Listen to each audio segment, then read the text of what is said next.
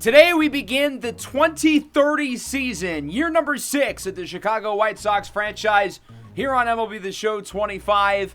We were one game away from winning a World Series last year. The offseason was certainly interesting. In the spirit of Halloween, I cannot think of anything scarier than the offseason wheel, which changed everything for us in the last episode. For year number 5, let's see what we start with. No. The Reinsdorf family has regained control as owners. Our other wheel spins were not much nicer. The oldest player under contract had to retire. We were not allowed to extend any of the big three, Luis Robert, Taj Bradley, or Bryce Miller. And we're going to have to spin the wheel of Tommy John later today after spring training. So for a team who was one win away from winning the World Series, things are certainly crashing down quite a bit. Now, we still spent quite a bit of money this offseason and are using almost $250 million on salaries. But with the Reinsdorf family now in charge, I felt like I was a little handcuffed in how much we could spend in the long term. We added no new long-term deals. Luis Robert ends up in Baltimore, the face of the franchise throughout the entirety of the 2020s. He's been a superstar for us over the last few years. Gone. 4 years for over $140 million with an American League contender. Bryce Miller and Taj Bradley are teaming up at the top of the rotation in Atlanta. Taj Bradley got 7 years, $175 million, a deal that I would not have hesitated to offer him with how good he was for us down the stretch last year into the playoffs.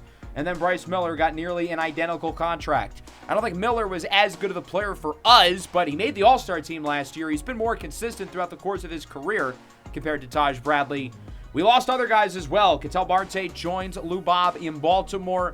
Many other veterans out of the bullpen, out the door, and the roster certainly looks quite a bit different. We added a new ace, signing Framber Valdez, a player who I have targeted for quite some time. I think he's one of the best pitchers in all of baseball. It's only a one-year deal, but we have one of the best arms in the league for the next year.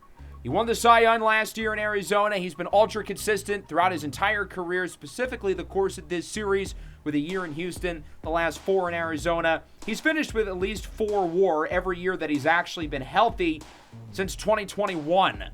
Along with that, we made some additions to the bullpen, bringing back Brock Burke. We signed Edwin Uceta and Jojo Romero. We traded for Brian King and Abner Uribe. And of course, we're hoping to get some contributions from the rookie Bruno Merced.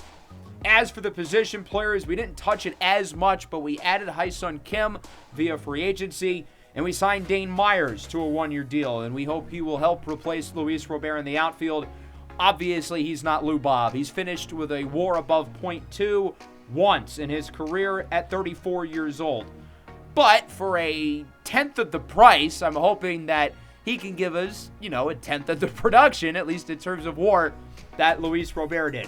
Got a couple trades around the league. We are not going to make any, but I do have 2.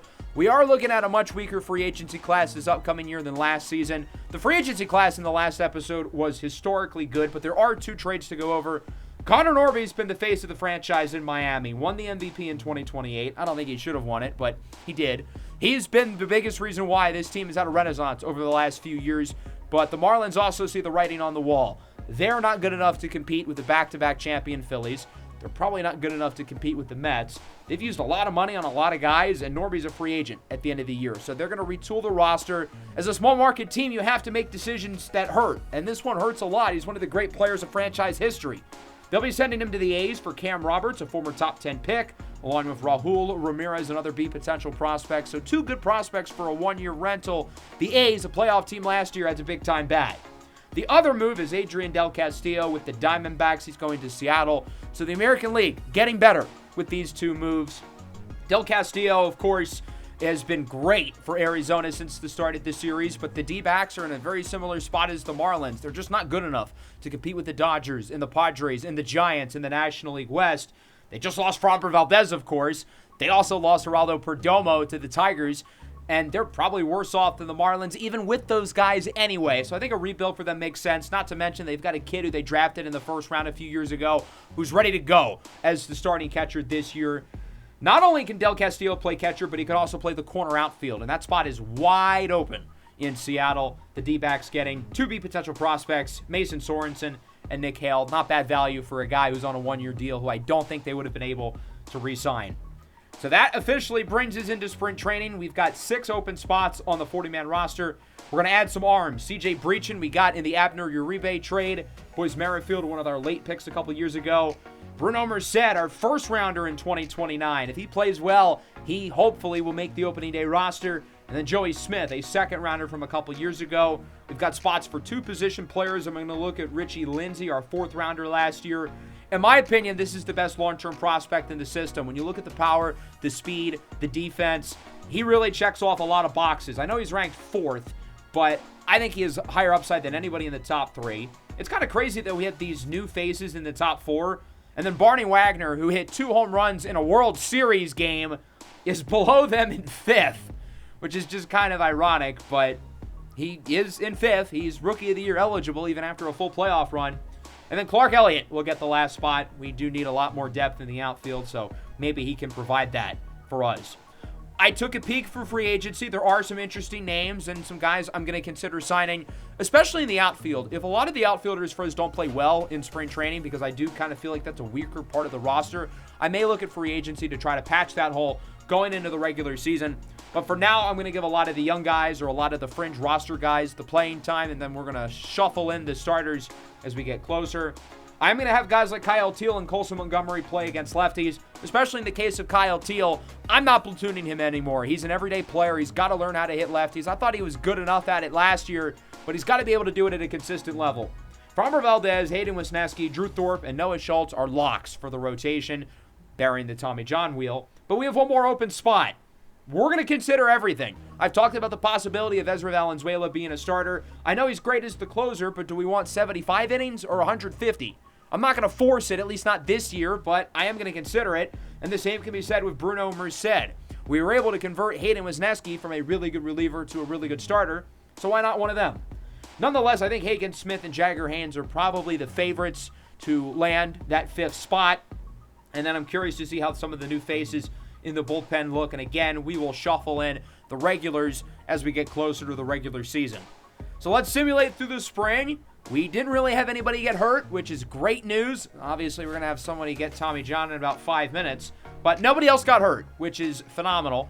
We went 12-14 here in the spring, right around 500. Our run differential was quite a bit worse than our record would suggest, though. In terms of the notable performers, the OPS leader was Brandon Montgomery. That's a big one. He's one of the biggest X factors on the roster this year with the loss of Lou Bob. We need him to take a step up. Colson Montgomery was good. Waldo had a great spring. Daniel Schneeman's back healthy. Richie Lindsay, 329. Love to see it. Caro and Schmidt were solid, and then down the board, guys who struggled included Barney Wagner only hitting 220. Ramos was not great. Kyle Teal only hit 174, but he didn't struggle against lefties. He actually hit 400 against left-handed pitching and 111 against righties, even with his 99 contact, which is a little bit odd. Hyun Kim was disappointing. Sanabria was disappointing. In terms of WAR, Kyle Teal was actually the leader, and then Romeo Sanabria, -1.5 almost. As for the pitching, Bruno Merced was solid. Most of the guys we had in the starting pitching competition were not good. Ezra did not have a great spring. I don't think it's because we had him in the rotation. He struggled in some shorter outings. But Jagger Haynes was not good, and Hagen Smith was not good. So what are we going to do for that 5th starting spot? Valdez was awesome, which is good to see. I thought Drew Thorpe and Noah Schultz both looked good, especially Schultz. We're obviously going to need those guys to step up after a disappointing season last year. So now it's time to decide the roster. But first, who's getting Tommy John? Who will not join us for the rest of the year? I had the 13 pitchers who I would have had on the opening day roster, all on a wheel. They all have the exact same shot of being picked. We're certainly hoping it's not one of our key starters like Framber Valdez or Hayden Wisniewski. Ezra Valenzuela would be really bad as well, so we're definitely hoping it's not one of them. That would be really not good. Let's spin that wheel. Not a fun spin, but we've got to do it. And... okay, interesting. Well, it's not Valdez, it's not Wisniewski, it's not Ezra, but this might be the next worst option. Drew Thorpe would have been a vital piece of this team this year. We are a very lefty-heavy rotation, and now we just lost one of our key righties. Sure, Drew Thorpe was not good in the regular season last year. He was not good in the playoffs, but throughout the course of his career, he's been really consistent. And I was banking on last year just being a flash in the pan negatively. Well, now we're not going to see him until 2031. Drew Thorpe out for the year with Tommy John surgery, and this certainly makes the pitching rotation look a lot worse going into the year as he goes on the 60-day injured list. So now we only have 39 players on the roster to pick from. So this is how we ultimately narrowed it down. Obviously, Valdez, Wisniewski, Schultz will be at the top of the rotation. Hagen Smith and Jagger Haynes will be the 4th and 5th starters. They did not play well in the spring, but, I mean, what other choice do we really have? Emiliano Teodo will not make the roster. Durangelo Sainja will. He is the replacement for Drew Thorpe. He will not be a starter. He didn't really start throughout the spring. He never really pitched more than 1 inning, but he did good as a reliever, and he will be our long reliever to begin the year. As for the bullpen, pretty much what you would expect. Trey Jamison does not make the team. Joey Smith does not make the team, although I hope he makes his debut this year. Bruno Merced will make the opening day roster. Kyle Teal and Edgar Caro make the opening day roster, a little less surprising. Sanabria does not make it. He had a rough spring. I was hoping Hyun Kim would make it, but he was disappointing. He does not make the roster. Neither does Mydroth or Richie Lindsay, although I was impressed with Lindsay. At third base, all 3 of those guys make it. Jacob Gonzalez will not make the team. Claudio Rubio and Clark Elliott will miss out. And then Yason Morabel will also not make the roster. So this is the 26-man roster to begin season number 6 for the Chicago White Sox. And with that, we're ready to go. In the regular season, we will start the year at home against maybe the worst team in baseball, the Los Angeles Angels of Anaheim, who do have a pretty intriguing roster. I'm excited to see them in action. Let's take a look at our lineups and rotations to start the year. Against righties, Barney Wagner led some games off in the playoffs. I think we're going to roll with that to begin the year. It's going to be tough replacing Luis Robert. Shane Schmidt will take over that number 3 spot. We're going to need him to be the new stalwart offensively. Colson and Braden Montgomery will platoon in against righties. For now, Daniel Schneemann and Douglas Cato will platoon in against lefties. Brian Ramos and Waldo will not start during the time being, but with injuries and guys not playing well, I imagine both of them will get big chances pretty early on in the month of April. As for the rotation, with losing Drew Thorpe, it's certainly not ideal. We have 4 lefties. We need Hagen Smith and Jagger Haynes to perform. Otherwise, we are in big trouble. And we're going to be very active in terms of looking at free agency, looking at the trade market if the team struggles, particularly for right-handed starting pitching and outfield. Those are the 2 spots that I feel like we would certainly need the most. So let's talk about the format of the series now, because there will be some changes. I want to move a little bit faster. At the beginning of the series, I said I wanted to get through 10 seasons. I don't know if we're going to get through 10, but that's roughly still the goal. We need to get through regular seasons quicker. Normally, each regular season takes about 7 episodes, 1 per month. I'm going to cut that in half. We're going to do 4. But we have to be quicker now that we're going through more time. So because of that, we are going to make some changes involving the wheel. Originally, my plan was to not do the wheel spins for all 30 teams because that takes a lot of time, and instead just do it for us. But I figured that's not really fair. Not that the wheel positively or negatively impacts us. It's just more so there for the challenge. But again, in the sake of speed, we are not going to use the wheel in the regular season for year number 6. I'm not opposed to bringing it back in future seasons, but I want to experiment with the format. We're not going to use it this season, but it will still be here in the offseason, and it will still be very rude to us now that the Reinsdorfs are now in charge. If there are other ways you guys think we should get the wheel involved, feel free to let me know down below in the comments. So after a challenging offseason, we're ready to rock. What's the expectation with this team? Well, even though the lineup is definitely worse and the rotation is a lot less deep, the expectations are still high. This is the 3rd-ranked team in baseball, only behind the Dodgers and the Phillies. But it's not going to be easy. The American League Central this year is really, really good. We have 3 additional top 10 teams, and everybody is ranked in the top 12. Currently, the lowest ranked team in the division is actually Minnesota, the team who gave us the most trouble last year. They were in the mix for the division all season. We met them in the ALCS. The series ended up going 7. The Twins are better than they were last year. They signed Cade Smith and Brent Rooker. The Royals are probably projected to finish last, I would say, but they're still ranked, I think, 9th or 10th according to the game. And they also got better. They added Jordan Westberg, Jackson Merrill, Cody Bradford, and Lucas Giolito. The latter of those 2 pitchers big additions. The Cleveland Guardians are one of the higher-rated teams in the league, but they're also kind of old. Travis Bazzana's developed nicely, but otherwise they've got an older, but still very solid group. Anthony Santander is a major wild card. That trade ended up being a big flop last year for Seattle. But he's only a year removed from 45 home runs, had 50 a couple years before that. In my opinion, though, the biggest threat for us in this division will be the Detroit Tigers. Now, I said this last year, and they finished in last. But I think this is the year for them. Max Clark has developed really well. Of course, they have Jose Ramirez from last year. They added Willie Abreu, and they added Geraldo Perdomo. He was a guy I looked at as a potential target for us.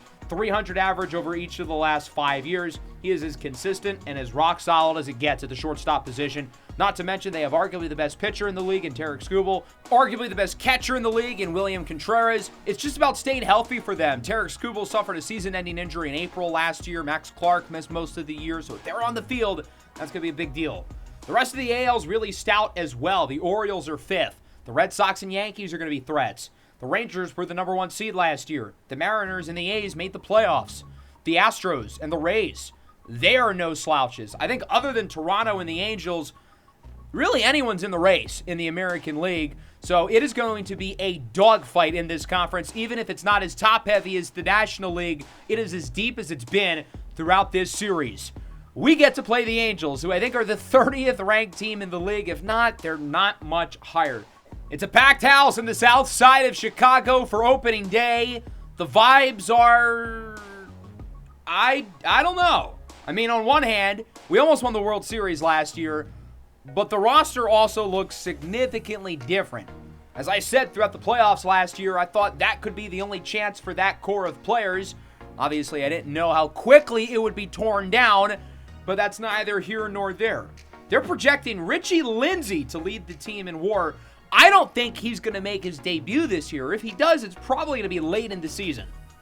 So I think MLB the Show is a little bit off base with that one. They have us winning 94 games, though, which would be a massive success, in my opinion. Probably would get us the number 1 seed in the American League. That's more wins than we had last year, which is impressive considering the roster is probably a little bit worse.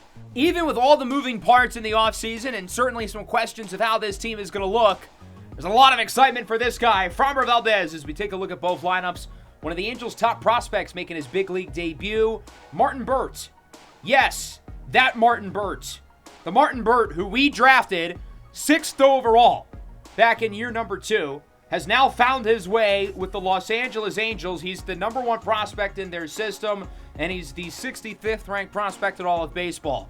We traded him away to get Bryce Miller last year from Seattle. They dealt him in July to the Angels for pitching prospect Thomas Daniel, who's ranked a little bit higher than him, currently number 53. So Martin Burt will make his debut in Chicago, in our building, just as we always thought would happen. But he does it in an Angel uniform, which is not what we ever expected. Here's Framber Valdez, the top pitcher in the National League last year. Even at 36 years old, he has not aged in the slightest. And we're hoping he will anchor the top of this rotation in 2030 as Alec Boehm goes down on the fastball. Martin Burt will be batting second. The Angels are going to hand him a big responsibility, a big load, as a rookie. Burt's first big league at bat is a grounder to second. Corey Julks makes the play. Throw to first is in time. Imagine telling someone on the day we drafted Martin Burt in 2026 that he'd be debuting in 2030, but for the other team. Yet Corey Julks is still starting for our team. They have Burt hitting .296 this year. That'd be a great season for him. The Angels added Xavier Edwards in free agency from the Marlins, one of the better contact hitters in all of baseball, as he goes down on the sinker.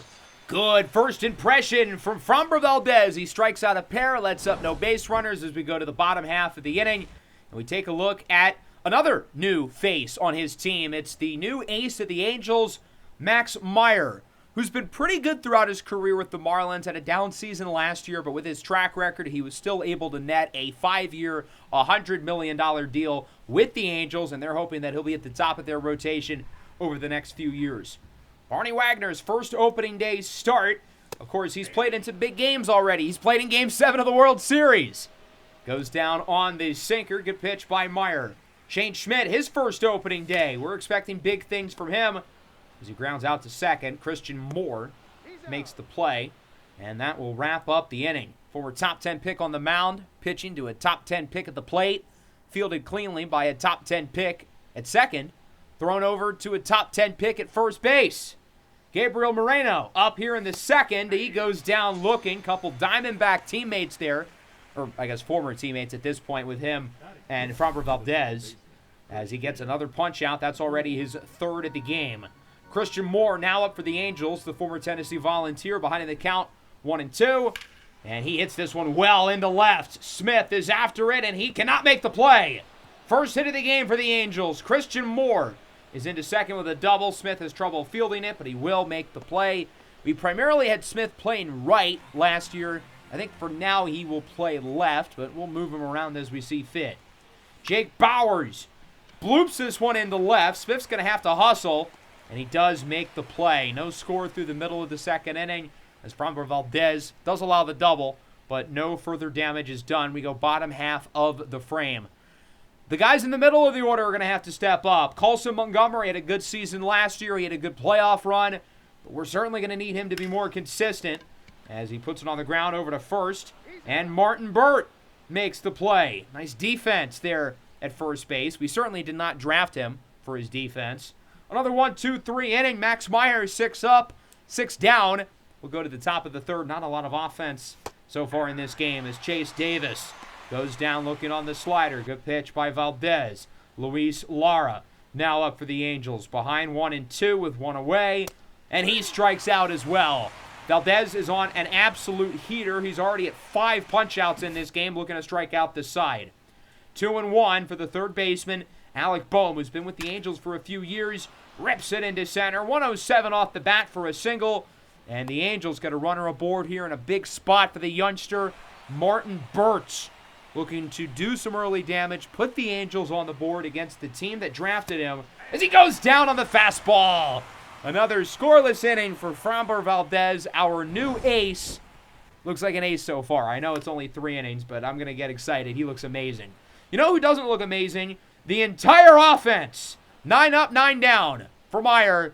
We're not hitting the ball well at all so far. As we move into the 4th inning, it has been a pitching duel. The 2 aces living up to that stature. 3, 4, 5 hitters will start with Xavier Edwards for the Angels, and he goes down to the high fastball. Clearly not a strikeout. That was high and up, but Valdez is just making all these guys look silly. He's now at 7 strikeouts. Russell Rousseau is up for the Angels, the former generational prospect. Started his career slow, starting to turn into a good player as he gets that one by Myers in right. Rousseau around first, heads over to second with a 1-out double. Dane Myers getting to that one as quick as he can. But the Angels now have a runner in scoring position. Christian Moore up for the Angels, base hit in his last at-bat as he sends this one high and deep in the left. Cam Smith at the track, at the wall, and he makes the catch. 4 scoreless for Framber Valdez. As we go to the bottom of the 4th, we don't have a hit. We don't have the base runner up to this point. 3 perfect innings for Max Meyer as Barney Wagner will get us started back to the top of the order. And Wagner bolts it in the left. 102 off the bat. First base hit of the year. A single for Barney Wagner. I'm hoping he'll be able to stay at the top of the order throughout the season with his contact and his ability to draw walks and get on base. Shane Schmidt looking at a full count. And he goes down on the high fastball. Good pitch by Meyer with some late movement. He's only struck out 2 batters today. He hasn't gotten a lot of guys to swing and miss. But we're just not hitting the ball well or hard or anything. 1-2, Edgar Caro on the ground. Moore sends it over to first. Not a 1-2-3 inning for Meyer, but a pretty good frame, only allowing the 1 hit by Wagner. We'll go into the 5th. It's still scoreless. Davis is up with 1 away for the Angels. The count is full, 3-2. And he goes down looking. I don't know how long I want to keep Valdez in the game because on one hand, he's 36. I don't want to overdo it. But at the same time, with our offense not showing up, we are going to need him to stay in for a while if we want to win this game. But we have to remember, it's a marathon, not a sprint. We are in March, after all, as he strikes out Luis Lara. He definitely has another inning or 2 in him, at least. It's not like we're going to take him out now. Cam Smith swinging a miss on the slider. Another punch out for Max Meyer. Can we just stack some base runners for the love of God? We have 1 hit, 0 walks. Not good enough. As that will bring up one of our new faces, Dane Myers. Belts this one in the left, and that one will one-hop off the wall. First hit as a White Sox for Myers. Slides into second safely with a double. Spent most of his career with Miami. Had a really nice stretch of years in San Diego. 2020 he had a WAR above 3. Last year a little bit worse, but still respectable. Can Braden Montgomery drive him in? Montgomery led the team in OPS during the spring. As he puts it on the ground, and the play will likely be made by the Angels. It is. Through 5. Still scoreless here on opening day. Just 5 total hits in this game as we move into the 6th. Martin Burt is up for the Angels, 3-2, and he draws a walk. Burt has good plate discipline. That's one of the reasons why I liked him a lot as a prospect and used a top 10 pick on him to begin with. That's one of the highest draft picks we've had in this series, other than Barney Wagner. As Russell Russo chases the slider, 6, shutty for Framber Valdez. The Angels are going to make a pitching change. They don't want to overdo it with Max Meyer. Again, it's a marathon, not a sprint. They're trying to prepare for their playoff run in Cancun after they are eliminated in the first week of September because they will be already at triple-digit losses at that point. But they're going to bring in Chase Silseth against Julks, swinging and a miss as he's unable to put contact on the inside fastball. Barney Wagner goes down on the slider. We're not even putting the bat to the ball whatsoever against Silseth. He looks to strike out the side, and he does. Teal goes down on the splitter. 6 scoreless innings for the Angels pitching staff. There's still nothing on the board. Couple of eggshells as we go into the 7th. Full count, 1 away. Christian Moore belts this one into center. That baby is out of here. 428 for Moore, and the scoreless drought is over. The Angels strike first here in the 7th inning and lead it 1-0 with a solo shot for Christian Moore, and we're going to take Valdez out of the game right there. An awesome outing for Valdez in his White Sox debut. 6 1/3 innings, only allowing the 1 run. Struck out 10. He was terrific. And if we lose this game, it's definitely not his fault. It's because our offense has been completely asleep at the wheel. Another new face, Jojo Romero, the lefty, had a sub-2 ERA with the Rockies last year. That's impressive to do at Coors. We had Romero last year in the Giants franchise. He was one of my favorite players on the team. Even as a reliever, he was so fun to use. I cannot wait to run it back against Bowers. Got him looking on the high slider. Good first at-bat for Jojo Romero. Now against Chase Davis, the 1-1. And this one is lined into left. Cam Smith after it, and he will make the play. Nice job there by Smith over to the warning track. The Angels, though, on the board. Solo shot by Christian Moore, and they lead it 1-0. All right, offense, you're trailing. Let's see what you got. Another switch for the Angels pitching staff. They will bring in Yuki Matsui, the veteran, at a 4.26 ERA last year as a lefty. He'll start with a lefty in Shane Schmidt, who looks at a 2-2. Got him on the 12-6. That was your pitch to hit, man. What were you waiting for? Edgar Caro now hitting from the right side of the plate, 1-1. Hits this one high and deep into center field. Davis at the track, at the wall. It is caught. I didn't think he hit the ball that well, but the ball just kept on traveling all the way to the wall, but it does not go over. 2-2, Cam Smith. He goes down on the splitter. Smith was a great trade deadline acquisition for us. He played really well down the stretch in the regular season. Was great in the postseason, but was really bad in the World Series coming off an injury. Bruno Merced makes his big league debut. The first rounder in last year's draft is a fastball, a curveball, and a palm ball. That'll be interesting. His first career batter, Luis Lara. Rips this one into right. Myers cannot make the play. Welcome to the big leagues, rookie. Myers, slow to get to it. It's a leadoff double for Luis Lara. And now Merced's got to get himself out of the jam. Top of the order, Alec Bohm hits it into right. Myers is after it. The runner will not tag. He does not want to test Dane Myers' arm, and I would not either. That's one of the big reasons why we signed him. Martin Burt now walked his last time up. 3-1 here. Burt hits this one well in the left. Cam Smith will not make the play. First career hit. First career RBI for Martin Burt, and the Angels lead 2-0. Isn't it a little bit poetic that his first career hit comes off another former White Sox first-round draft pick. It's been a shaky debut for Bruno Merced, and it might get worse. Edwards into center. That's going to drop. Burt will hold at third, but now Edwards digs for second, and he is safe. So there's 2 runners in scoring position with only 1 out. Their best hitter, Russell Russo, is up. We are going to intentionally walk him so we can get a force out at every base. I'm going to keep Bruno Merced in the game. I want to see if he can get out of the jam, as it's Gabriel Moreno, the 1-2. Got him looking on the curveball. First career strikeout for Merced. He's got another big out, though, against the number 6 hitter, Christian Moore, who homered his last time up. The 2-1. Bouncer to second. Julks over to first is in time. Certainly not a great opening inning for Merced. He lets up 4 base runners. He lets a run across, but he also gets out of the bases loaded jam. Tristan Beck, Giants franchise legend, is into the game. 4.43 ERA and over 100 innings last year. Oswaldo Escobedo in off the bench after his great spring. As he flies it into right, it is caught by Luis Lara. 8 scoreless innings for the offense. We still have like 2 hits and no walks. Abner Uribe comes in for the 9th. He is really good. He does not allow hits. He strikes guys out at a super high rate. He does not allow homers, and I think he is 99 clutch. The problem is he walks so many guys. Not Bowers, good strikeout. But as filthy as Abner Uribe's pitches are, the problem is oftentimes you will have no clue where it's going. Chase Davis in the left. Smith after it at the track, at the wall. He's got it! Nice play by Cam Smith, tracking down that ball for the second out of the inning. Luis Lara now the 1-2, swing and a miss. A good opening inning as a White Sox for Abner Uribe. Strikes out 2, retires the side. We'll go bottom 9. 9-1-2 hitters due up. We have 2 base runners as a team today. Well, it's now or never if we want to make the comeback. It'll be the new closer, Tyson Miller, signed on a 1-year deal from the Cubs. 18 of 22 in save ops, 3.47 ERA in 29. Corey Julks leads things off, the 2-2.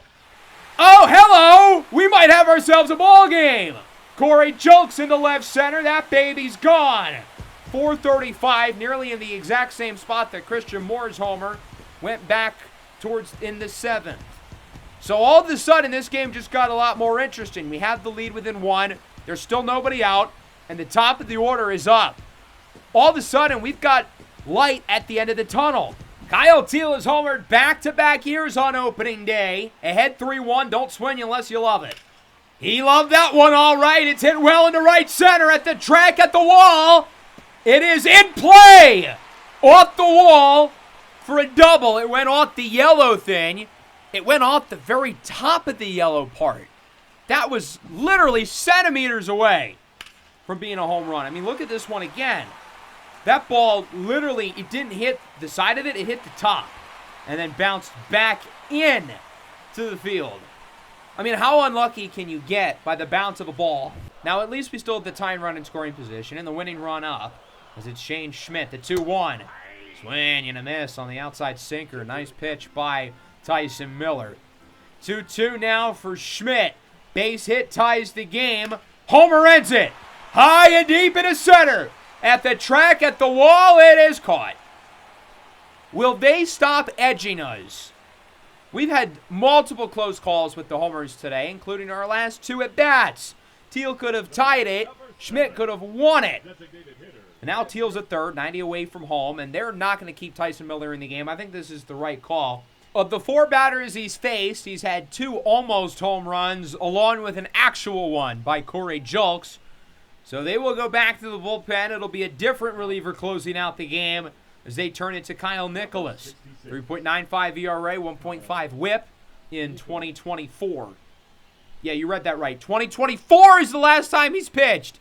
He has not thrown an inning in this actual series, but yet now he's got to get the win against Edgar Caro. He's the winning run, the tying run, 90 away from home. The 1-1 for Caro. That one is low. And back over to first. Caro would have been 20 the last time Nicholas played in the big leagues. Now Edgar Caro, I believe, is 26. He's an unk, an old head. 2-1, fouls that one away. And the White Sox are down to their final strike. There's no way we're about to lose to the worst team in the league at home on opening day. on a game where our ace threw 6 scoreless innings, and they have a guy who hasn't closed or pitched a game in 5 years?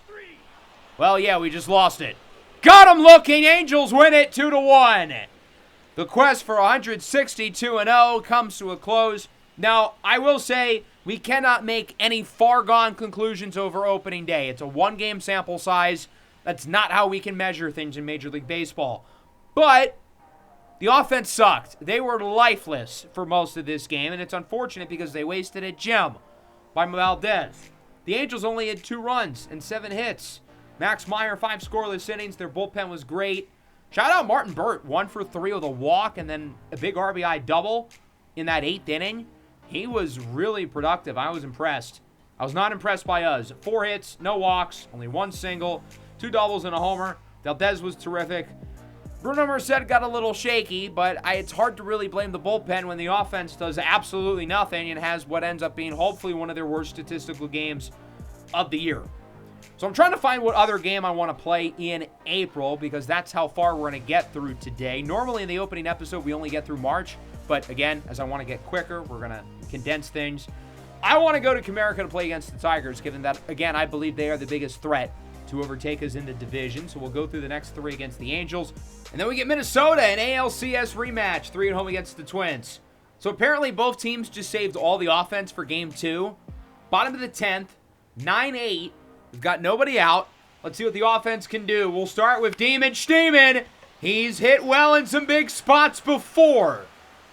This time it's a little bit short. We're going to look the tag in the runner. Get down! That was close. But Myers is safe at third, 90 feet away from home.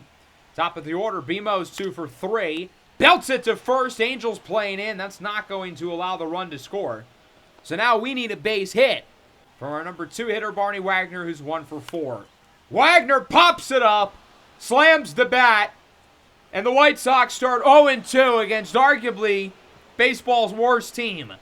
The Angels have won this series against the White Sox, and again, I don't want to get concerned. It's a new-look roster. It's a 2-game sample. But losing to the Angels at home is not a great look. The good news is the offense was a lot better today than it was in Game 1. If only we could have donated some of those runs, we maybe could have won the first game. But the Angels' offense was probably even better. Martin Burt, first career home run.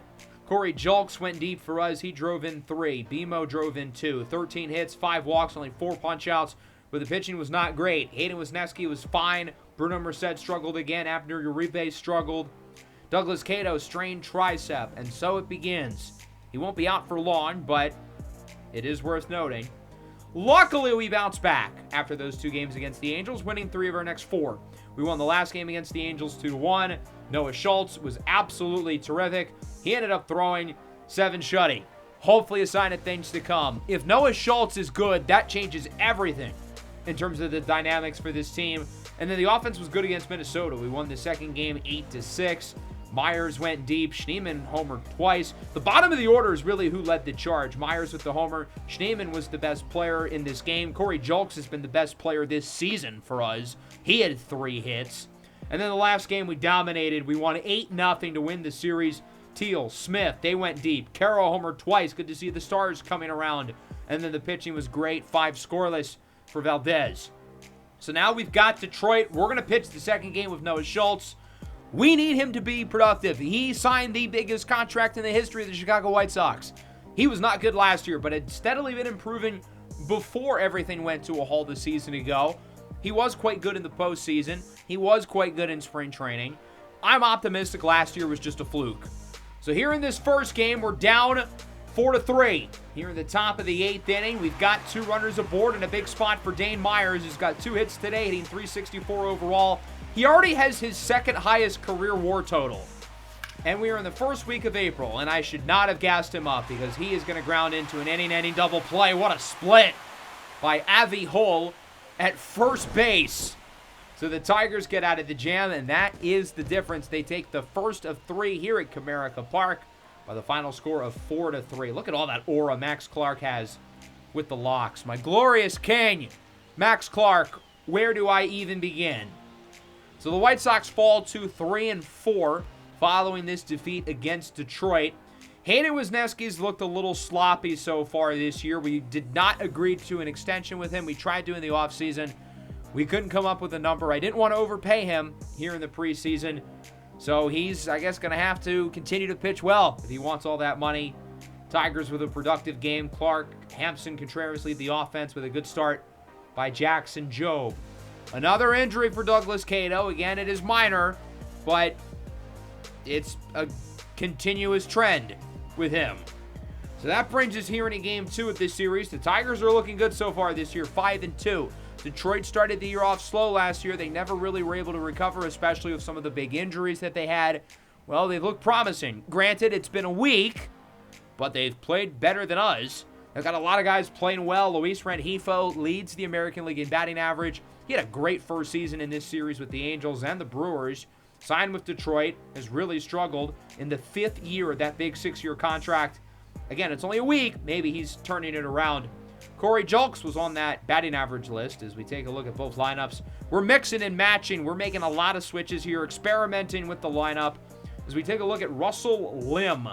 Just a couple years ago, he was the projected #1 pick in the draft, and I was all in on him being a good player.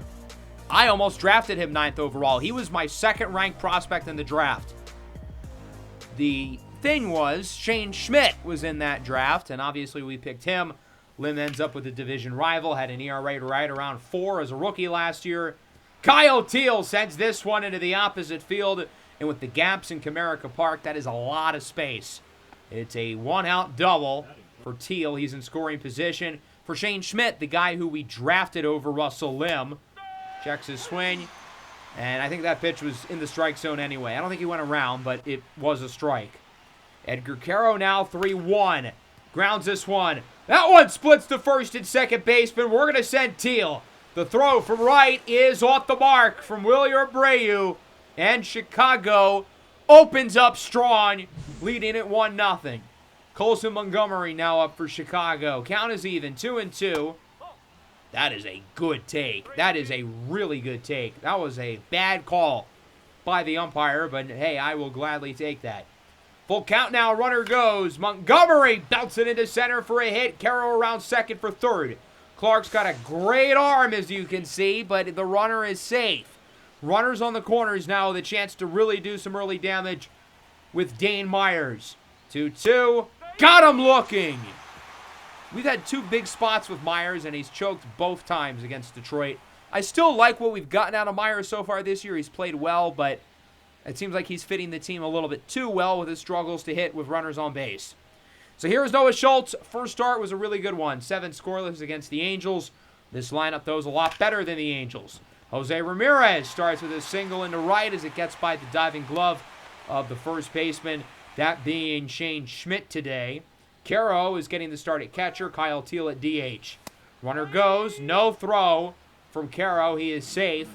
So now Jose Ramirez is in scoring position for William Contreras, who started the year off slow, but we know how good he is. Out one. Grounded to first. Schmidt blocks it. Flips it. Schultz in time. Runner does make it over to third now. A big spot for Max Clark. Lefty on lefty. Clark. A liner, and it's caught by Ramos. An impressive diving snag by Brian Ramos, who will lead off the second for the White Sox. This ball is hit really high into the air and left. Oh, it's got some carry. Malloy at the track of the wall. It is gone! Brian Ramos scrapes it over the fence. His first home run of the year, and the White Sox lead at 2-0. This is a very pitcher-friendly park, but that left field corner is somewhat shallow. He really didn't hit the ball that hard, but it just kept going and going until it made its way over the fence. 2-1 for Oswaldo Escobedo. That one is a fair ball. His first hit of the year. It gets stuck in between the Bat Boy's legs. Justin Henry Malloy gets to it quickly, but it is a no-out double for Waldo. We're having some trouble bringing him in here, however. 2 away for Kyle Teel. Doubled his first time up. Doubled and scored, I should add, as he hits it high into center.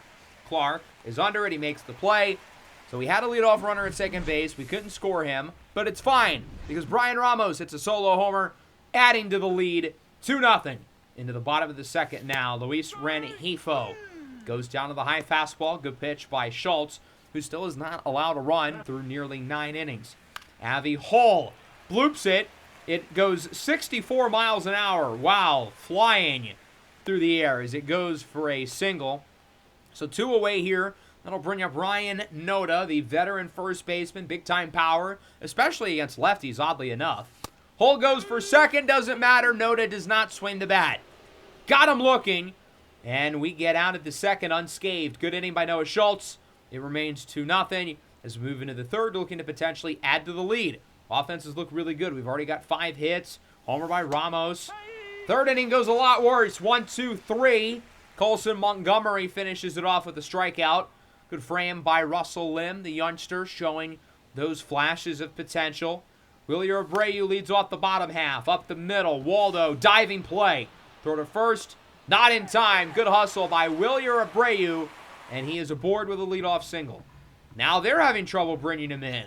Contreras 1-2 away, and he grounds this one to short. Should not have swung at that pitch. Montgomery over to first. Schmidt with the snag as it remains 2-0. Noah Schultz is pitching really, really well this year, and certainly today I have been very impressed. Into the fourth, Brian Ramos hitting 600. Maybe we do want to overreact as he goes down looking. Good pitch by Russell Lim. 3-1 for Oswaldo Escobedo. Doubled his last time up, and he might have just doubled again. Over the glove of the third baseman, Jose Ramirez. It rolls all the way to the wall. Exit velo a little shy of 110. If we can get this version of Waldo, I'm excited. He's a platoon guy right now at best, but hopefully he can continue to be productive. Schneemann hits it high into the air, into left, at the track, at the wall. It is gone! Damon Schneemann! Another homer. He just had a multi-hit game against Minnesota just a couple of days ago. That's his third of the year. He's only started in like 2 or 3 games this year, yet he's already amongst the team leaders in ding-dongs. A 4-0 ball game now for the White Sox, adding to the early lead. Man, I miss Damon Schneemann after being out for the second half of the year in the playoffs last year. It is good to have him back as Max Clark ropes it into the right field corner. A leadoff double to start the bottom of the fourth. Could this be the rally cry that Detroit needs, getting one of their fastest guys in scoring position? As with 1 away, Rengifo hits it into center. Schneemann getting the start in center field today makes the play. He's got a really good arm. Throw to the plate is not in time. Clark scores on the sacrifice. It takes Schultz 10 2/3 innings to allow a run, which I think was the exact same amount of innings it took in the playoffs this year when he let up the 2-run homer in Game 7 of Bryce Harper, which was the one play that may have single-handedly lost us the World Series. But I digress as Avi Holt goes down looking. So Schultz lets up a run. Max Clark scoring off the sacrifice. It's 4-1 into the fifth. Brant Herter is in for Detroit. 4 innings, 4 earned. Certainly not the best outing they would have gotten out of Russell Lynn as Kyle Teal leads off the inning with a walk. I want to see him continue to draw more walks. That's been an issue with his game. He walked like 3 times in the playoffs last year. It didn't matter because he was hitting the ball so well. But assuming he does not stay at that pace, he's going to need to get more. Caro hits this one into center at the wall. It is gone! 435, even at Comerica Park. Caro can get that one out. Home run number 3 on the year for the former Silver Slugger. A 6-1 lead for Chicago. Really starting to put ourselves in a comfortable spot against Detroit, but we're not done. Lefty on lefty does not stop Colson Montgomery from getting a base hit. Montgomery and Teal, 2 lefties who have struggled against their left-handed counterparts, but both of them reached base off of Brant Herter. Brian Ramos, even though he's a righty, he's also really bad against lefties, but he also reaches base even with 40 contact and 46 power. It does not matter. He's still aboard. 2 on, 2 away. Big spot and a full count for Waldo, who draws a walk. He's reached successfully in each of his first 3 at-bats, and the bases are now loaded for a bases-loaded king, Daniel Schneemann, who homered in his last at-bat. Skies this one in to left. That is certainly not a homer. That one will be caught by Justin Henry Malloy. White Sox leave him loaded, but we also get 2 with the home run by Edgar Caro using damn near the entire lineup that inning. The Tigers get one right back. It's Ryan Noda into the right center seats. 432. His second home run of the year, waving to the Detroit bullpen. The Tigers not leaving this game without a fight as they cut the lead within 4. It's now 6-2. Wilyer Abreu, the 1-2. Swing and a miss. Good rebound by Schultz. We're keeping him in.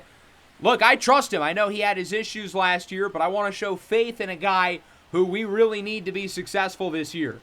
2-2 for Jose Ramirez. He goes down looking on the two-seam fastball. Good pitch there by Schultz. That two-seam fastball is on. Here's Garrett Hampson, the former White Sox, into the gap. That one looks like it'll go for a double. A big reason why I don't want to overreact with such a small sample size. Remember 2 years ago, Garrett Hampson was the MVP of the league through the month of April. We traded for him a few months later, and he stunk. And now he's with the Ops. Contreras swings at a pitch in the dirt that he should not have. Again, it's the two-seamer from Schultz. He lets up the homer by Noda, but otherwise is able to get out of the 5th. In for Detroit is Keegan Thompson. He's thrown 5 innings this year, only having allowed 1 run so far. He's playing quite well as he will face off against Shane Schmidt with 2 away. Tigers trailing 6-2. Schmidt hits that ball high into the air. In the right center, does not have much carry, and it will be caught by Max Clark. Bottom 6, Detroit looking to cut into this lead with Noah Schultz staying in the game, nearing 100 pitches, as it's 3-1 for Clark. Draws a walk, leadoff runner aboard. We're not going to take him out yet. I want to keep him in a little bit longer. Justin Henry Malloy, 2-2. That one is belted into center for a hit. We're going to be bold. I'm still going to keep him in. Let's see Noah Schultz get us out of this jam. Luis Rengifo, the 2-2 on the way from Schultz. Got him looking. It's the two-seamer again. Gets him inside. There's 1. Avi Hole now ahead in the count, 3-1. That's a strike. Come on, Blue. Hole draws a walk. Bases are loaded. I'm still going to keep him in. Get us out of this jam. Noda homered in the last inning. Swing and a miss on the slider. With Noda being a lefty and the next guy being a lefty, I think we can exploit those matchups here with Schultz. As that brings up Wilyer Abreu. He's a good clutch hitter. The 1-1. Pitch 119. Swing and a miss on the two-seamer. I don't love giving Schultz this many pitches this early into the year, but I want to see him get us out of this jam. As Abreu whiffs on the inside fastball. Tigers leave him loaded.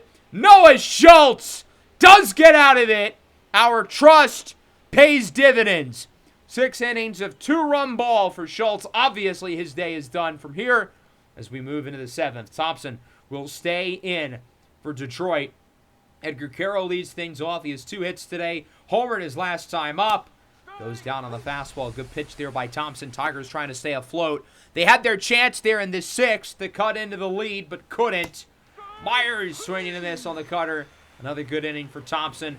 As we go bottom 7, the White Sox will dig into the bullpen for the first time today. But the question is who? We are going to roll with Edwin Uceta.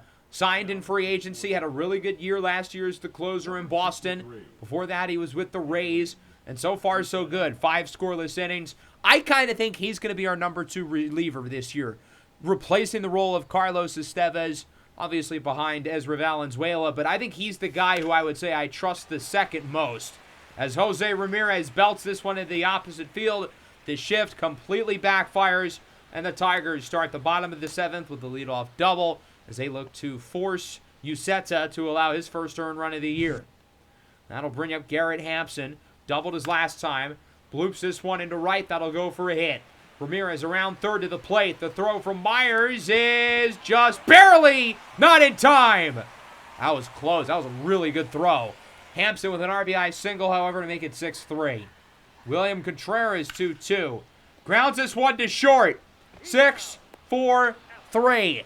Double play. Good work by the infield to turn a pair. We'll move into the 8th. Bobby Johnson is in for the Tigers. He's pitched well out of the pen this season as well. 5 1/3 innings, 1.69. Nice. ERA on the year. Cam Smith is up with 2 away. Has not recovered since his struggles in the World Series a year ago. And he goes down on the slider. Good inning for Johnson. We'll go bottom half, where we will bring in the veteran lefty, Brock Burke. he certainly is also in the discussion to be the next guy after Ezra Valenzuela. I think Uset's is a little bit better, but Burke has also been here for 2 years. We are a little bit more used to him. So you could argue that he's the second guy out of the bullpen right now as Rengifo grounds it to third. Diving snag. Throw is in time by Cam Smith. Showing off the leather there at the hot corner. 2 away now for Avi Hull. He's ahead in the count, 2-1, hitting .308 this year. As that one is over the glove of Escobedo for a 2-out single. I thought Wallow was going to jump up and get that one. Unfortunately, unable to. Ryan Noda, 3-2, swing and a miss on the sinker. Burke gets us out of the 8th. It remains 6-3. As we go into the 9th, looking to slam the door for good, win our first game in Detroit. Trevor Rogers, the veteran lefty, in for Detroit. Top of the order up for Chicago. That'll start with Corey Julks. He's been quiet today, 0 for 4. He's gotten a hit in every game this year, and that continues. Splits between the first and the second baseman for a single. As I kind of mentioned earlier, I think Corey Julks has been the best player on the team so far. He's been really impressive. We're going to try to drive him in. Barney Wagner in off the bench, sends it into the corner. Julks rounds third. It's going to be a close play at the plate, and he is safe! An RBI pinch hit double for Barney Wagner.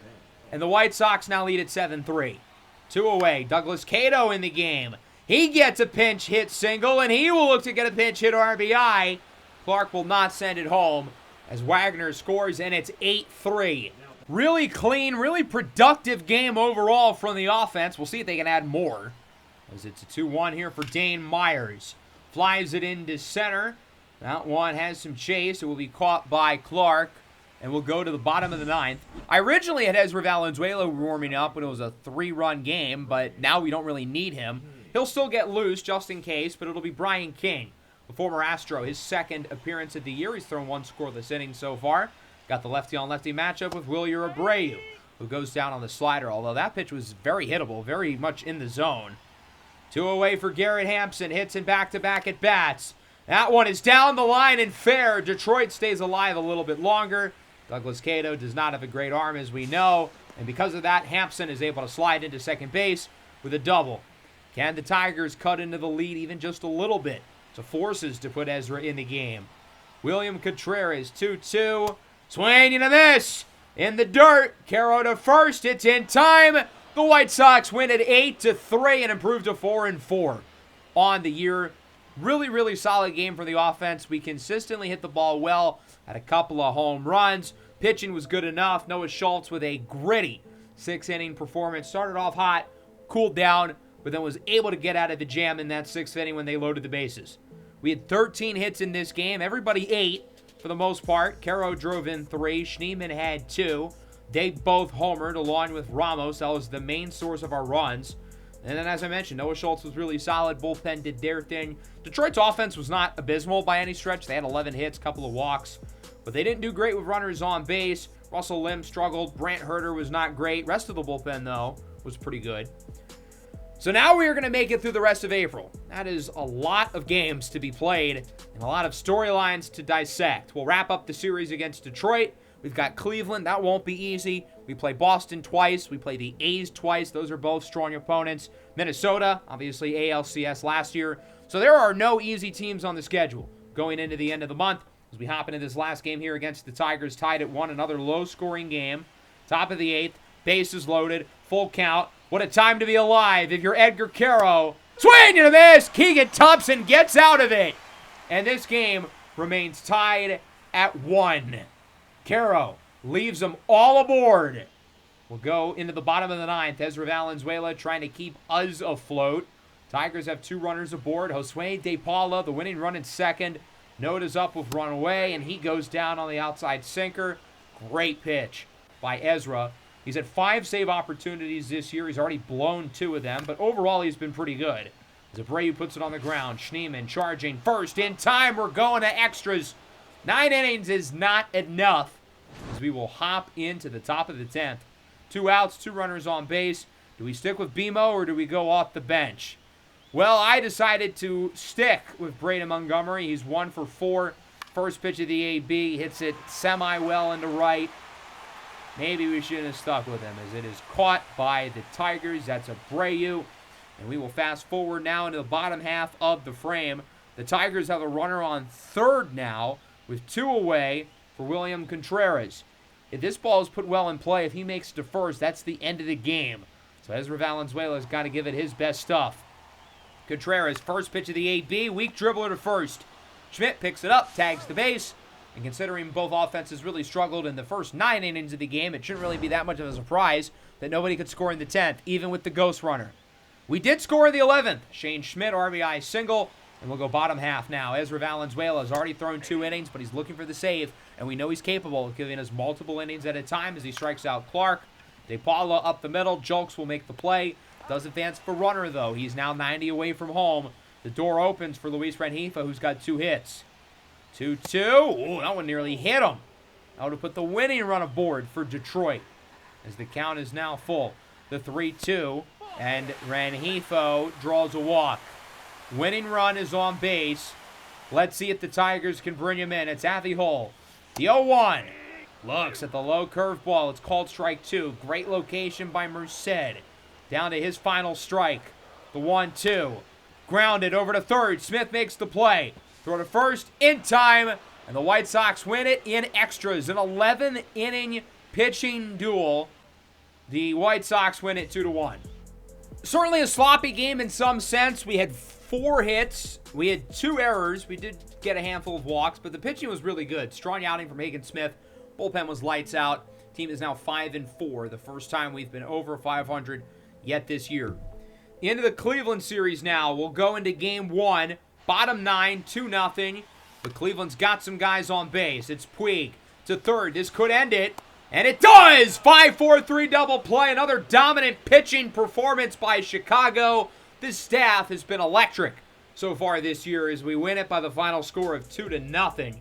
Our offense didn't give as much. Caro with a homer. He drove in both runs. 2-run shot in the 9th, to be specific. Jagger Haynes, 5 2/3 scoreless. Bruno Merced with a great outing. Best of his career. He gets the win.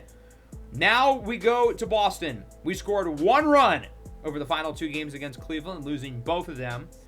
Top of the 10th, tied at 7. We scored all 7 of our runs in the bottom of the 9th. We were trailing this game 7-0 with our offense ice cold. 1 run in the last 25 innings and completely exploded to tie the game. How? Baseball really makes no sense. This is such a funny sport. But we didn't get 8. The game's not over. Bruno Merced has got to get us out of this jam, the rookie. City Connect uniforms for the first time this year. The 2-2, Sean Murphy. That's a really good take. I know that was kind of clearly out of the zone. It's not like the umpire had to make a tough decision. But that ball moved a lot. Merced has a nasty breaking ball. As this one is on the ground over to second. Corey Julks makes the play. Throw to first is in time. Let's see if the offense can respond in the bottom half of the 10th. Merced is fired up. No, they would not. Still scoreless into the 11th. Merced will stay in the game. 2 runners aboard for the big fella Rafael Devers, who is still hitting the ball really well here in Boston. That one is up the middle into center field. It could take the lead. Montgomery, the throw to the plate is in time! Part-time ball player, full-time sniper. What a throw by Braden Montgomery, who hasn't been very good at the plate. But man, he's got a sniper. And part of the reason why he'll continue to play even with his offensive struggles is what he provides defensively in center field. Ezra Valenzuela now in the game. Shout out to Merced. 2 2/3 scoreless, at least for now, as Taylor Ward draws a walk. Bases are loaded. Matt Wallner, the former Twin, sends it into the left. We're not going to throw out that runner. Sox take the lead, 8-7. How about 9-7? 2-run single. Matt Wallner gets hits and runs for Boston after all. Valenzuela does get the strikeout, though, on Roman Anthony, as we'll go to the bottom of the 11th, trailing by 1. Dane Myers, RBI single. Tying run is at first base. Braden Montgomery taken out of the game for pinch hitter Daniel Schneemann, who swings and misses at the circle change. Our extra innings machine does not come up big. Corey Julks hitting .326 this year. 0-2. Swing and a miss! The Red Sox win it 9-8, a 3-game losing streak now for the White Sox. A lot different than our last 2 games where we were outscored 5-1, but instead the pitching was a lot worse. I mean, I can't really give the offense that much credit. They weren't very good throughout the course of the game. We were shut out going into the bottom of the ninth. We just happened to have a huge inning. It was nice to see us scoring in spurts, but it's obvious this offense right now is in a little bit of a rut. Colson Montgomery with a 3-run double, and Corey Julks with a grand slam to tie the game there in that ninth inning. Noah Schultz was not great. Bullpen also was not either. The offensive struggles would continue. We scored just 3 runs over the next 2 games against Boston. Luckily, we did win one of them, but we lose the series. Our record drops to 6-7. And look at this spot against the A's in Game 1 of the 3-game set at home. Bases loaded, 2 away, down by 2. When in doubt, Daniel Schneemann. Every kid dreams of this scenario, playing wiffle ball in the backyard, and every kid makes sure to swing the bat. Schneemann goes down looking, and the Athletics win it 4-2 as the White Sox drop to 6-8. This offense continues to struggle. Other than our 7-run inning against Boston, we have not had a game over the last week and a half where we've scored more than 3 runs. Our supposed stars, Teal, Schmidt, Caro, Cam Smith, the 4 best position players, are all hitting below 200. That is not good enough. We would split the last 2 games against the A's, 6-4 win, 3-0 loss. Not great. We'll go into this second game against Boston. We won the first one 5-1. Love to see it. Great start by Hagen Smith. Offense was very solid. But look at Boston. They've got 2 runners aboard here. Big spot for Taylor Ward against Bruno Merced, who's pitched a lot so far this year. It's been up and down as he singles into left. The outfielder's playing way back. Schneemann throw to the plate is a good one, but just barely not in time. That was a bullet. Ward does tie it for Boston. They've still got nobody out. Roman Anthony, 2-2. Got him on the fastball. Big pitch by Bruno Merced as he looks to get out of another jam. If there's anything about him, he has been clutch so far. Jose Miranda, swinging a miss on the curveball. Now all of a sudden, getting these 2 runners on base to not score feels a lot more feasible. The 1-0 for Murphy up the middle. Montgomery fields it. Throw to first is in time. So the Red Sox do tie it, but credit to Bruno Merced for getting us out of the jam. Still tied at 3, and that will bring us a little bit later into the bottom of the 10th. Waldo helps us take the lead in the top half with a single. Ezra Valenzuela now in for the save as he will face off against Rafael Devers. 3-2, swing and a miss on the high cutter. Ezra goes to his signature pitch. That would have been ball 4 if you let it go. Say Don Rafaela into right. Julks makes the play. And the White Sox are starting to play a little bit better. We win this game 4-3. We've won 3 of our last 4. Things are looking up. The offense still, I wouldn't say, has been great, but they're playing a little bit more respectable. We've scored 4, 5, and 6 runs over our last 3 wins, so better than the 2 to 3 runs we were getting earlier. Kyle Teal homers. Brian Ramos does as well. We still didn't really hit the ball very well. We only had 8 base runners, so we've got to get more, but at least we did well with guys on base. We lost the 3rd game of the series by a score of 5-1, so at the very least, we're just kind of looking to break even and tie this series at 2. The team record going into this last game, I believe, is 10-10. Perfectly balanced as all things should be. Here's Edgar Caro, swinging a miss on the slider. We had a chance to potentially do some damage there, down by 1 with 2 runners aboard, but are unable to. Into the top of the 9th, Dane Myers reaches base. Tying run, who's relatively fast, is aboard. Oswaldo Escobedo has played really well this year. I've been super impressed. Great spring, great start to the regular season, but he strikes out on the fastball. Kyle Teal, 185 average, but we're going to trust him here coming off the bench. Hits this one well into right center, and that one bounces over the fence. That is about the best possible scenario for Boston, a ground rule double, because it doesn't let the runner score. He would have flown home otherwise. Well, luckily, Daniel Schneemann can do it instead. He sends it into right. That one is caught. Plenty of room for Myers to score off the sacrifice. We've got to be safe at 3rd, though. That was close. Teal is in. Good throw by Taylor Ward. So now the potential go-ahead run is 90 away from home. Douglas Cato is up for the White Sox. He's 0 for 4 today, but he crushes this one into right center, at the track, at the wall. It is caught. I thought for sure that was a homer. That ball died about 15 feet away from the warning track. I thought that one was long gone. Boston would be the ones to walk it off. Jose Miranda, 2-run homer in the bottom of the 10th off of Jojo Romero to win it 4-2. So we lose 3 of 4 in Boston. And overall against the Red Sox, we go 2-5. Not great. 6 hits, 4 walks, still not enough base runners. Schmidt goes deep. Wisniewski pitched a cool little game. Bullpen, again, wasn't really that bad. It's hard to blame the pitching. The offense is just struggling. The one guy who is exceeding expectations, Waldo, tore his hamstring.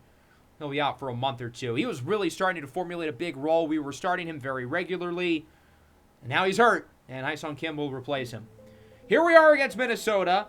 We lost the first 2 games against the Twins. Not so much because of the offense. The pitching allowed 17 runs.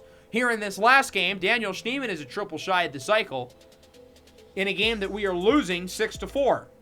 We only have 8 hits. The pitching's been horrible in this series. And oh yeah, we have 3 errors in this game as Schneemann strikes out. Good pitch there by Cade Smith in for the save. He would get it. The White Sox lose 6-4. It is a 5-game losing streak for the now 10-15 Chicago White Sox, who are playing bad baseball right now. The offense was not terrible, but not good enough. Montgomery was good. Schneemann was excellent. We didn't get enough from everyone else. We had 3 errors. The pitching was dreadful in this series against Minnesota. So now we've got a pivotal series on the road against the A's. We're winning this game 3-1, looking to snap the 5-game skid. Ezra's in for the save. He's allowed 2 walks so far as it's Jacob Wilson. That one is a fair ball. Riley Green around third looking for the plate. He is safe. Everybody is safe. It's a double for Wilson. The A's have a runner in scoring position. The winning run, that is. So we're going to intentionally walk Parker Meadows. He's pretty much irrelevant. The runner at second is the one we care about. So now there's a force out at every base. Cole Young swinging a miss on the cutter. Big pitch by Ezra. 2 away. Bases are loaded. We failed in this spot earlier today against the A's. And now the A's get a taste of their own medicine. Susak goes down looking. And the White Sox survive.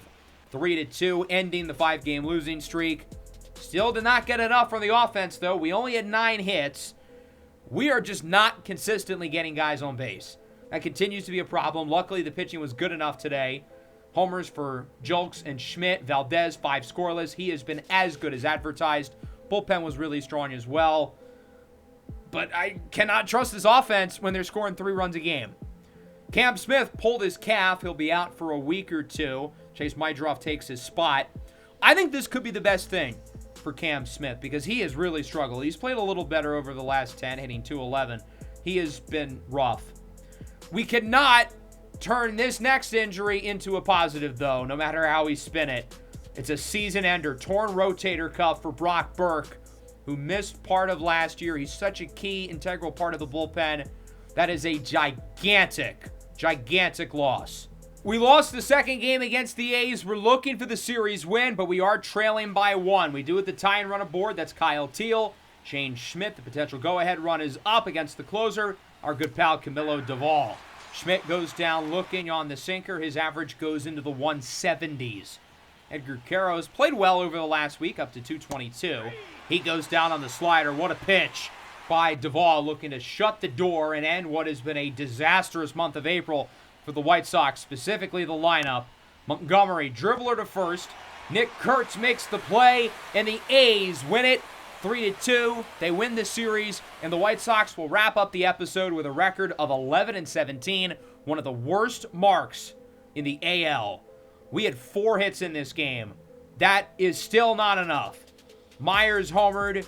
He was probably the only guy who showed up to the ballpark. Noah Schultz, 6 innings of 2-run ball. Bullpen, I mean, it's hard to blame them. Our offense stunk it up again. That's been the problem for this team this year. We are not hitting the ball well at a high level. We have lost 7 of our last 8 games, really dating back over the last 3 weeks. We just haven't had many splash offensive performances. We have the 8th ranked ERA in all of baseball. The pitching has not been a problem. It's been a little inconsistent, especially as of recent, but it's been more than good enough. We're ranked 15 in power, and we had the 15th most homers, so that's not the problem. The issue is our contact. We are 6th in contact, yet we are dead last in batting average, joined by some AL Central neighbors right at the bottom. We're not getting guys on base. We're not hitting the ball well. 28th in hits this year, dead last in on-base percentage, and it's not like we're not drawing walks. We're right in the middle there, 15th. The one problem is batting average and getting guys aboard. The guys who are supposed to be the stars are not playing like stars. Teal, 192. Schmidt, 179. Caro's been a little better, 220. And Cam Smith, who's hurt, has been worse than all of those guys. Now, on one hand, there's going to be regression to the mean. These guys will play better. And because of that, I don't want to panic too much with this start. On the other hand, we are a bad baseball team right now. We've got to make some moves. We are going to be aggressive in the next episode, looking at right-handed pitching or pieces in the outfield, probably the latter, given that the offense is what has been the problem for us. I've got my eyes on guys in free agency. We could also make a trade as well, but nonetheless, we are going to make a change to this roster because right now, this core just isn't it at the moment. We're one of the worst teams in the league. That'll wrap up the episode. I hope you guys enjoyed, despite the fact that our offense is abysmal so far. Make sure to hit the like button, subscribe to the channel if you're new. Peace out.